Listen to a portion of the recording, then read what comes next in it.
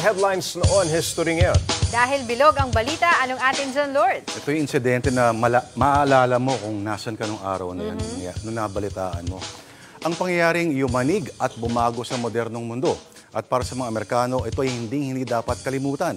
Para sa mga kalaban naman, ito ay oras ng kabayaran. Sa dinami-dami ng digmaan na kinasungkutan ng Amerika nung nakaraan, abay, never pa itong nakatikim ng gantong klaseng paglapastangan sa sariling teritoryo mismo.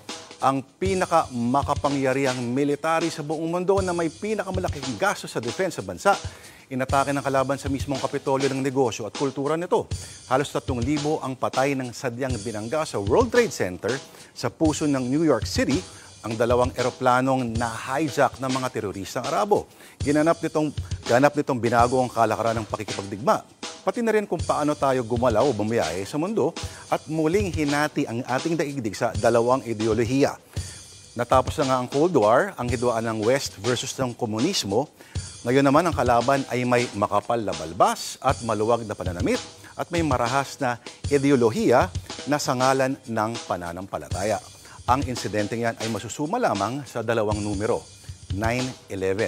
At ngayon po ang ika-22 anibersaryo ng trahedyang yan. Siya nga pala mga paps, ngayong September 11 din, 1917, kaarawan din ng isang pangulo na pinamunuan ng 20 taon ng Pilipinas noong panahon na ang kilo ng bigas ay mabibili pa na mas mababa pa, higit sa 20 pesos.